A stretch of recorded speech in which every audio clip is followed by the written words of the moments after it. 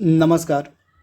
एक बार फिर से आप सभी का बहुत बहुत स्वागत है परीक्षा वर्ल्ड के इस यूट्यूब चैनल में। दोस्तों, सामान्य हिंदी की जो हम प्रैक्टिस सेट की सीरीज चला रहे हैं उसका जो सेट नंबर 7 है उसको आज हम यहाँ पे कंप्लीट करने वाले हैं। तो चलिए बिना किसी देरी किए आज के सेट को लगाना स्टार्ट करते हैं। तो पहला इंपॉर्टेंट प्रश्न आपके सामने यहाँ पे देव का विलोम शब्द आपसे पूछा गया है, क्या होगा? देव का विलोम शब्द, इंपॉर्टेंट प्रश्न। तो आपका देव का विलोम शब्द हो जाएगा दानव, यानी कि ऑप्शन जो आपका डी है पहले प्रश्न का बिल्कुल सही है। कृत्रिम के लिए एक उचित विलोम शब्द को आपको इसमें से टिक करना है। कृत्रिम का विलोम शब्द क्या होगा? इंपॉर्टेंट प्रश्न। तो कृत्रिम का विलोम शब्द आपका क्या हो जाएगा? कृत्रिम का विलोम शब्द आपका हो जाएगा यहाँ पे नैसर्गिक, यानी कि ऑप्शन आपका बी यहाँ पे बिल्कुल सही है। नैसर्गिक, ऑप्शन बी बिल्कुल सही जवाब आपका।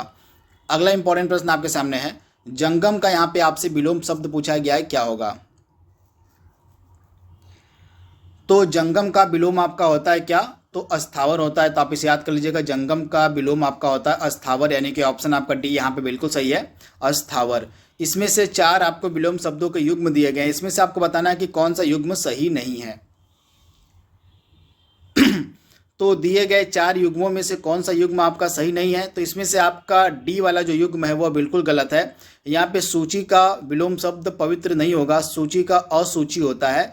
तो इस प्रकार से आपका डी वाला सुमिलित नहीं था और बाकी तीनों आपके सुमिलित हैं। ग्राह्य का अग्राह्य हो जाएगा, क्षम्य का अक्षम्य हो जाएगा, श्रांत का अश्रांत हो जाएगा, यानी कि तीनों आपके सही दिए गए थे, लेकिन आपका ऑप्शन डी वाला जो युग्म था वह गलत दिया गया था। तो इसके बारे में आप ध्यान से याद कर लीजिएगा। इसके बाद अगला प्रश्न आपके सामने है, इसमें से कौन सा जो विलोम शब्दों का युग्म दिया गया है वह अशुद्ध है, सही जोड़ा नहीं है, उसकी आपको पहचान करनी है। तो इसमें से किसका जोड़ा अशुद्ध है, आइए देख लेते हैं। पक्ष का विलोम शब्द आपका होता है प्रतिपक्ष, बिल्कुल सही है।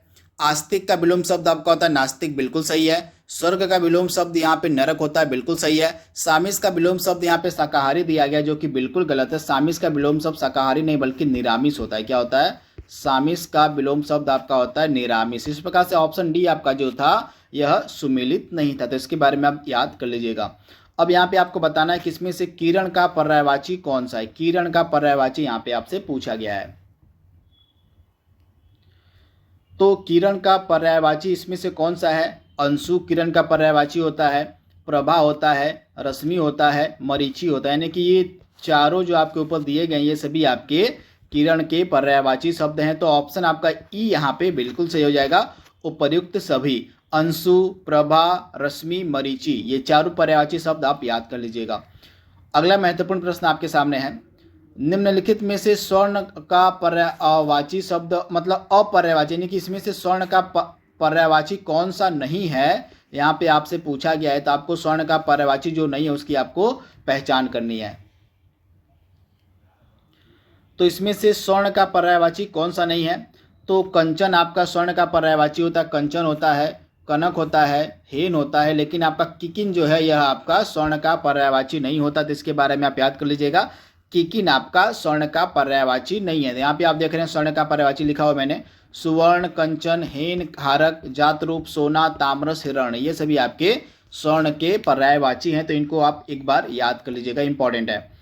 अगला प्रश्न आपके सामने, इसमें से आपको पूछा गया कबूतर का पर्यायवाची शब्द क्या होगा? इंपॉर्टेंट।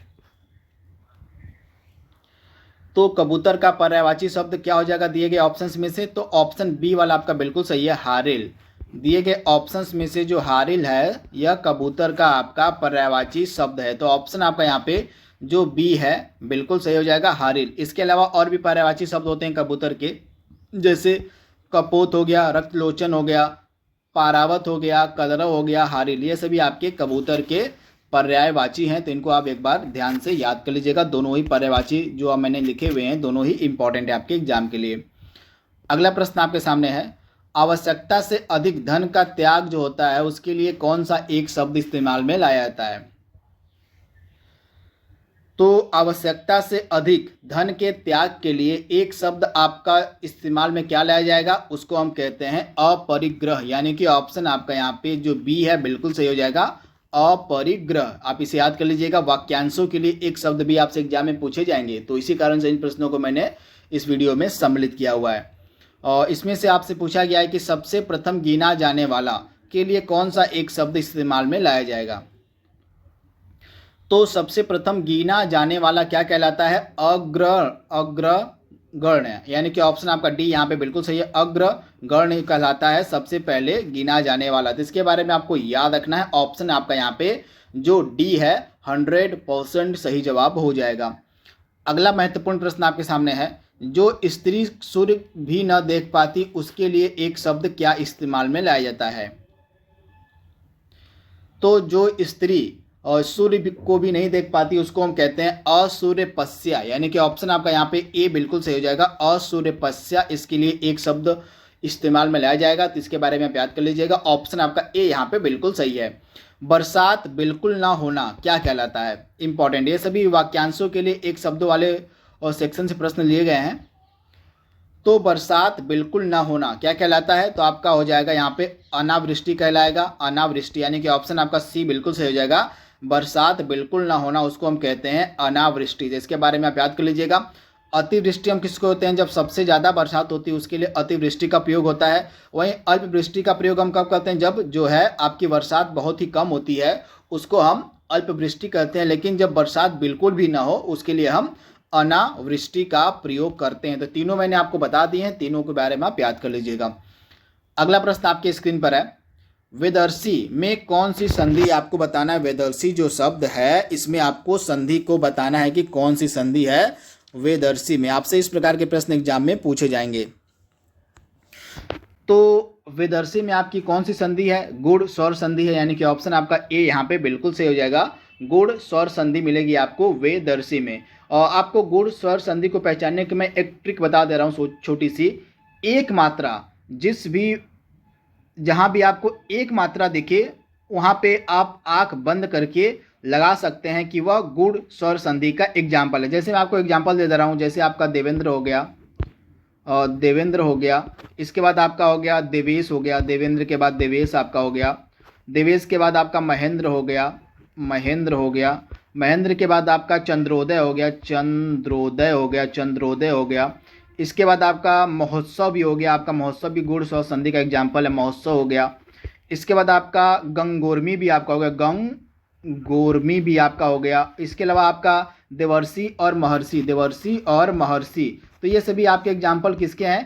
तो ये सभी एग्जाम्पल आपके हैं गुण स्वर संधि के। इन सभी एग्जाम्पल में आपको एक बात कॉमन दिखेगी, इसमें जो है केवल एक ही मात्रा ए या ओ की मात्रा, किसकी एक मात्रा बस होती है, या तो ए की मात्रा होगी या तो ओ की मात्रा देखने को मिलती है। तो जहाँ भी आपको केवल एक मात्रा देखने को मिले और ओ की मात्रा देखने को मिले, आप आंख बंद करके गुण स्वर संधि आप उसको लगा दीजिएगा, आपका आंसर बिल्कुल सही हो जाएगा। तो ये छोटी सी ट्रिक मैंने आपको बताई है गुण स्वर संधि को पहचानने की, उसको आप एक बार देख लीजिएगा। क्या ट्रिक है? केवल गुण स्वर संधि में अक्सर एक मात्रा होती है, या तो ए की मात्रा होगी या तो ओ की मात्रा होगी। तो आप इसे ध्यान से याद कर लीजिएगा। तो यहाँ पे आपका जो देवर्षि है या आपका गुण स्वर संधि का एग्जाम्पल है। देवर्षि का संधि विच्छेद क्या होता है? देव धन ऋषि। आप इसे भी नोट डाउन कर लीजिएगा। देवर्षि का संधि विच्छेद क्या होता है? देव धन ऋषि। तो इसके बारे में आप याद कर लीजिएगा। अगला प्रश्न आपके सामने है, नमस्कार इसमें से आपका किस संधि का एग्जाम्पल है? आपसे पूछा जा रहा है कि जो नमस्कार है यह किस संधि का एग्जाम्पल है, किस संधि का उदाहरण है, आपको बताना है नमस्कार। तो नमस्कार आपका किसका एग्जाम्पल है? तो आप ध्यान से याद कर लीजिएगा। जो नमस्कार है यह आपका हो जाएगा विसर्ग संधि का एग्जाम्पल। तो आप नोट डाउन कर लीजिएगा, नमस्कार जो है आपका विसर्ग संधि का एग्जाम्पल है। तो ऑप्शन आपका यहाँ पे जो ए है बिल्कुल सही हो जाएगा। नमस्कार का संधि विच्छेद क्या होता है? नम धन नम, इस प्रकार से होता है नम धन कार। तो इस प्रकार से नमस्कार का संधि विच्छेद होता है यहाँ।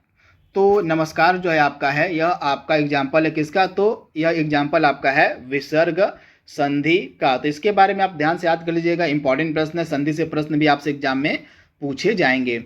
इसके बाद जो अगला इंपॉर्टेंट प्रश्न आपके सामने है वो है, और इसमें से कौन सी व्यंजन संधि नहीं, आपको पहचानना है कि इसमें से कौन सी व्यंजन संधि नहीं है, उसका आपको जवाब देना है। तो इसमें से आपका जो दिग्गज है या व्यंजन संधि का एग्जाम्पल है। दिग्गज का संधि विच्छेद क्या होता है? दिग्गज का आपका संधि विच्छेद हो जाएगा दिक धन गज, क्या हो जाएगा? दिक धन गज, दिग्गज का संधि विच्छेद होता है तथा दिग्गज आपका व्यंजन संधि है, तो इसको आप नोट डाउन कर लीजिएगा, इंपॉर्टेंट है। और इसके बाद आपका अहंकार भी आपका किसका एग्जाम्पल है? तो अहंकार भी आपका एग्जाम्पल है किसका? तो यह एग्जाम्पल है आपका व्यंजन संधि का। अहंकार का संधि विच्छेद क्या होता है? अहंकार का संधि विच्छेद होता है अहम धनकार, क्या होता है? अहम धनकार होता है आपका अहंकार का संधि विच्छेद, तथा यह भी आपका व्यंजन संधि का ही एग्जाम्पल है, उदाहरण है, तो इसको भी आप नोट डाउन कर लीजिएगा, इंपॉर्टेंट प्रश्न है, आपसे एग्जाम में डायरेक्टली यह पूछा जा सकता है। इसके बाद इसमें से आपका जो निर्विकार दिया गया है यह आपका व्यंजन संधि का एग्जाम्पल नहीं है, आप इसे नोट डाउन कर लीजिएगा। जो निर्विकार है यह व्यंजन संधि का एग्जाम्पल नहीं है, उदाहरण नहीं है, तो इसके बारे में आप याद कर लीजिएगा, इंपॉर्टेंट है। राइट आंसर आपका क्या हो जाएगा? निर्विकार जो है यह आपका व्यंजन संधि का एग्जाम्पल नहीं है, तो ऑप्शन आपका यहाँ पे जो सी है बिल्कुल सही हो जाएगा। वहीं संसार आपका व्यंजन संधि का क्या है? उदाहरण है, एग्जाम्पल है, तो इसके बारे में आप नोट डाउन कर लीजिएगा। इसमें से जो संसार दिया गया शब्द यह भी आपका व्यंजन संधि का ही एग्जाम्पल है। तो इस प्रकार से इसमें से आपका जो निर्विकार शब्द था यह व्यंजन संधि नहीं था, तो इसको आप नोट डाउन कर लीजिएगा। तथा संसार का संधि विच्छेद मैं आपको बता देता हूँ। संसार का हो जाता है समधन सम के नीचे हलंत रहेगा और समधन सार, तो यह संसार का संधि विच्छेद है, यानी कि दिक धन गज, अहम धनकार, समधनकार, ये सभी आपके क्या है? समधन सार होगा, संसार होगा ना, तो ये तीनों आपके क्या थे? तो व्यंजन संधि के एग्जाम्पल थे। और इसमें से आपको तद्भव शब्द जो कागा है, कागा का तत्सम बताना है कि क्या हो जाएगा। तो कागा का तत्सम क्या होता है? तो कागा का तत्सम काक होता है, यानी कि ऑप्शन आपका जो बी है यहाँ पे बिल्कुल सही हो जाएगा, काक हो जाएगा राइट आंसर। अगला प्रश्न आपके सामने है, खांसी का यहाँ पे तद्भव पूछा गया है, क्या होगा? तो खांसी का तद्भव यहाँ पे क्या होता है? खांसी का तद्भव आपका होता है कास, यानी कि ऑप्शन आपका यहाँ पे जो बी है बिल्कुल सही हो जाएगा। खांसी का तद्भव आपका क्या हो जाएगा? खांसी का तद्भव आपका कांस हो जाएगा, यानी कि ऑप्शन आपका बी यहाँ पे बिल्कुल सही है। यहाँ पे गधा का तत्सम पूछा गया है, क्या होगा? तो गधा का तत्सम क्या हो जाएगा? गधा का आपका तत्सम होता है गर्धभ, यानी कि ऑप्शन आपका जो ए है बिल्कुल सही हो जाएगा। गधा का तत्सम आपका होता है गर्धभ, यानी कि ऑप्शन आपका ए यहाँ पे बिल्कुल सही जवाब हो जाएगा। इसके बाद अगला इंपॉर्टेंट प्रश्न आपके सामने है, निम्नलिखित में से कौन समुद्र का पर्यायवाची नहीं है? यहाँ पे नहीं है बताना है, समुद्र का पर्यायवाची कौन सा नहीं है। तो इसमें से आपका समुद्र का पर्यायवाची कौन सा नहीं है, आइए उसको देख लेते हैं, इंपॉर्टेंट प्रश्न है। तो इसमें से आपका सागर समुद्र का पर्यायवाची है, इंपॉर्टेंट है। सागर क्या है? आपका समुद्र का पर्यायवाची है। रत्नाकर आपका समुद्र का पर्यायवाची है। जलधि आपका समुद्र का पर्यायवाची, लेकिन नीरद जो है आपका समुद्र का पर्यायवाची नहीं है, तो ऑप्शन आपका सी जो है सही यहाँ पे है। नीरद आपका समुद्र का पर्यायवाची नहीं है, बाकी तीनों सागर, रत्नाकर और जल्दी ये समुद्र के पर्यायवाची है। यहाँ पे आप मैंने लिखा हुआ है, इसको आप नोट डाउन कर लीजिएगा। सागर, जल्दी, रत्नाकर ये सभी आपके समुद्र के पर्यायवाची। इसके अलावा सिंधु, निर्नदी, पयोधी, नदीस, निर्धि, वर्दी, अरण्य, उदधी, पयोनिधि, जलधाम, वारिस, परावर, अब्ध ये सभी आपके समुद्र के ही पर्यायवाची हैं, तो इनको एक बार आप इत्मीनान से देख लीजिएगा। इसके बाद इसमें से आपको बताना कि कौन सा द्वंद्व समास का एग्जाम्पल नहीं है, इंपॉर्टेंट है। इसमें से कौन सा द्वंद्व समास का एग्जाम्पल नहीं है, उसकी आपको पहचान करनी है। तो इसमें से आपका द्वंद्व समास का एग्जाम्पल कौन सा नहीं है? तो इसमें से पाप पूर्ण द्वंद्व समास का एग्जाम्पल है। देश विदेश द्वंद्व समास का एग्जाम्पल है। इसमें से धर्म भ्रष्ट द्वंद्व समास का एग्जाम्पल नहीं है। इसके बाद राग द्वेष आपका किसका एग्जाम्पल है? तो द्वंद्व समास का एग्जाम्पल, यानी कि ऑप्शन सी वाला जो एग्जाम्पल दिया गया था धर्म भ्रष्ट का, यह आपका द्वंद्व समास का एग्जाम्पल नहीं है, तो इसके बारे में आप याद कर लीजिएगा, इंपॉर्टेंट है। इसके बाद जो अगला इंपॉर्टेंट प्रश्न आपके सामने दिया गया है वो है यथाशक्ति में कौन सा समास है? महत्वपूर्ण प्रश्न, आपसे एग्जाम में डायरेक्टली यह पूछा जाएगा। तो यथाशक्ति में आपका कौन सा समास है? तो यथाशक्ति में आपका हो जाएगा अव्ययी भाव समास, यानी कि ऑप्शन आपका डी यहाँ पे बिल्कुल सही हो जाएगा। अव्ययी भाव समास जो मतलब यथा जो शक्ति है आपका, यथाशक्ति का मतलब होता है शक्ति के अनुसार। यहाँ पे आप देख रहे हैं यथाशक्ति में अव्ययी भाव समास होता है, तथा यथाशक्ति का जो समास विग्रह क्या होगा? शक्ति के अनुसार इसका समास विग्रह होता है, तथा यह जो है यथाशक्ति अव्ययी भाव समास का एग्जाम्पल है। तो ऑप्शन आपका जो डी यहाँ पे दिया गया है वह बिल्कुल सही हो जाएगा। चतुर्भुज में कौन सा समास है आपसे पूछा गया है। जो चतुर्भुज में आपका बहुब्रीहि समास हो जाएगा, चार भुजाएं हैं जिसकी यहाँ पे बात हो रही है। चार भुज, चतुर्भुज का मतलब चार भुजाएं हैं जिसकी। तो यहाँ पे चार भुजाएं किसकी होती है? भगवान विष्णु की होती हैं। तो यहाँ पे आपसे पूछा गया है कि बहुब्रीहि समास यहाँ पे हो जाएगा। चतुर्भुज किसका एग्जाम्पल है? तो बहुब्रीहि समास का एग्जाम्पल है आपका चतुर्भुज। तो इसके बारे में आप ध्यान से याद कर लीजिएगा, इंपॉर्टेंट है। ऑप्शन बी आपका यहाँ पे बिल्कुल सही है, बहुब्रीहि समास। इसके बाद यहाँ पे राइट आंसर, अगला प्रश्न आपसे पूछा गया है, आधा तीतर आधा बटेर, यह एक फेमस लोकोक्ति है। तो इस लोकोक्ति का मीनिंग यानी कि अर्थ आपको बताना है, क्या होगा?